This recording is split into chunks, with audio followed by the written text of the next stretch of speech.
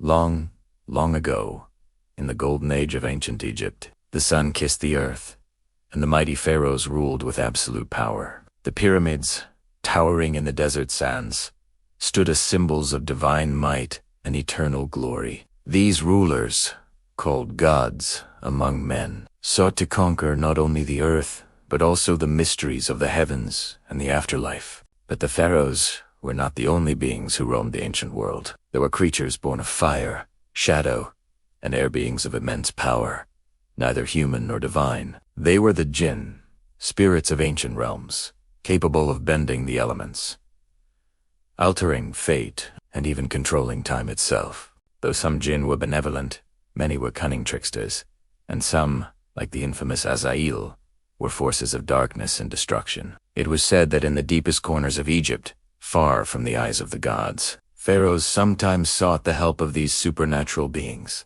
for even the gods could not grant immortality, and the pharaohs, forever obsessed with their eternal rule, sought forbidden knowledge. One such pharaoh was Pharaoh Akenatan, a ruler whose devotion to the sun god Aten set him apart from other pharaohs. Akenatan sought to create an empire unlike any the world had ever known, a kingdom that would live forever in the annals of time.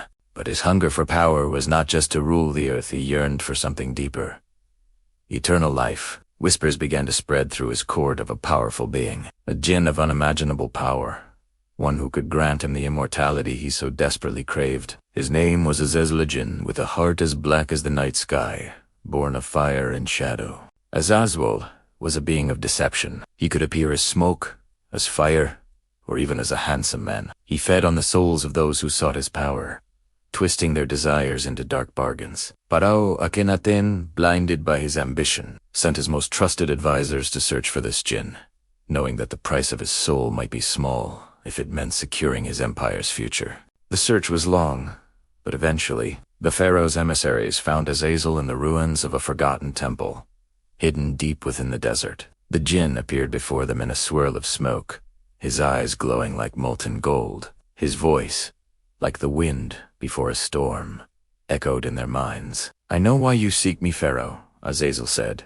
"You wish to become a god, to rule forever. But everything has its price.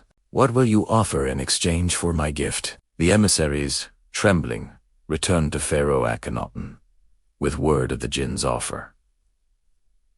Akenatan, eager and reckless, wasted no time. He summoned the djinn to his palace in the dead of night. When Azazel appeared before him, he was no longer smoke or shadow. He took the form of a towering figure, his body glowing with a fierce, unearthly light. His eyes were as deep and dark as the abyss, and his voice shook the very foundations of the pharaoh's temple. "You have come, Pharaoh," Azazel said, his words like a dark prophecy. "What is it you seek?" Akenatan, trembling with excitement, answered, "I seek the power to rule for eternity, to never age or die. I wish to command not only the living but also the dead." Azazel's lips curled into a smile, one that promised both danger and delight.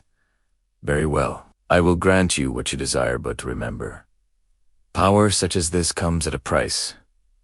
Akenatan, driven by his lust for control, did not hesitate. He agreed, binding himself to Azazel in a pact of dark magic. The djinn granted him the power of necromancy, the ability to command the spirits of the dead. Akenatan's reign grew even more formidable as he summoned the souls of warriors long gone and bent them to his will. His armies were unstoppable, his wealth boundless, his power unrivaled. But as the months passed, a shadow began to fall over Akenatan's mind.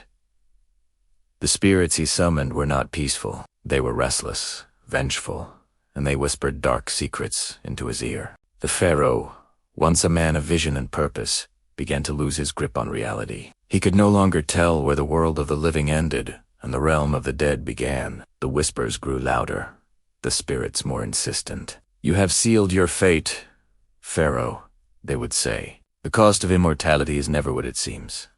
But Akenatan, consumed by his desire for power, ignored the warnings. He became more paranoid, more erratic. The people began to fear him, not as a god, but as a madman who spoke to shadows and called upon the dead. Then came the moment that would seal Akenaton's doom. One night, as the pharaoh sat alone in his palace, Azazel appeared before him once again, this time not as a figure of light, but as that arc, swirling cloud of smoke and flame. "You thought you could control the dead," Azazel whispered, "but now the dead control you."